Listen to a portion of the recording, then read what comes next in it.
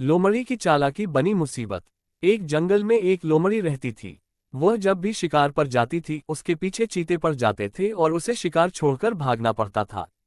कई बार तो उसे अपनी जान बचानी भी मुश्किल हो जाती थी। इसी सब से परेशान होकर उसने एक तरकीब सोची। उसने अपने आप को चीता बनाने की सोची, लेकिन ये होगा कैसे? सोच विचार करते करते उसे एक उपाय सूझा। वह बढ़ई के पास जाती है। बढ़ई, मेरी पूंछ को काटकर लकड़ी की चीते जैसी पूंछ लगा दो, नहीं तो मैं तेरे बच्चों को उठा ले जाऊंगी। बढ़ई डर के मारे लोमड़ी की पूंछ काटकर लकड़ी की पूंछ लगा देता है।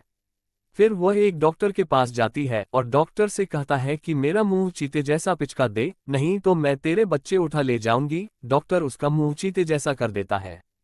उसके बाद लोमड़ी एक पेंटर के पास जाती है और उससे कहती है कि मेरे शरीर पर चीते जैसा रंग कर दे, नहीं तो मैं तेरे बच्चों को उठा ले जाऊंगी। पेंटर उसके शरीर पर चीते जैसे रंगीन चित्रकारी बना देता है।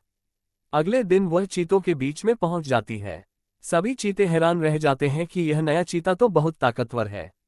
अब वह चीतों के संग शिकार करती और मजे से चीतों के साथ बैठकर खाती थी। कोई भी उसे पहचान नहीं पा रहा था। इसी तरह कुछ दिन बीत जाते हैं। एक दिन लोमड़ी चीतों के साथ शिकार पर जाती है तो चीते एक हिरण के पीछे भागते हैं। लोमड़ी भी उनकी नकल करके भागने लगती है, लेकिन वह चीतों जितनी नहीं भाग पाती। इससे चीतों को कुछ शक हो जाता है।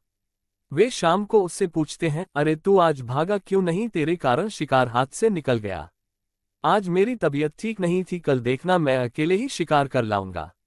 अगले दिन जब सब शिकार पर जाते हैं तभी बारिश हो जाती है। लोमड़ी का सारा रंग बह जाता है। ये देखकर चीते समझ जाते हैं। वह उसके पीछे पड़ जाते हैं। इसी भाग दौड़ में उसकी लकड़ी की पूंछ भी गिर जाती है।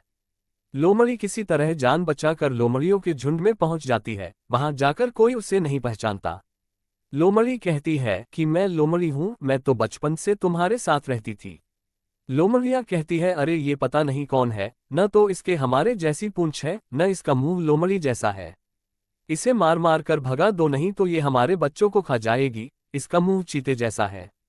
ये सुनकर सारी लोमड़ी उसे मारने दौड़ पड़ती हैं। लोमड़ी किसी तरह जान बचाकर दूर जंगल में पहुंच जाती है।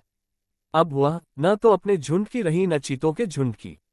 इस कहानी से यह सीख मिलती है कि अपनों के साथ रहने में ही भलाई है।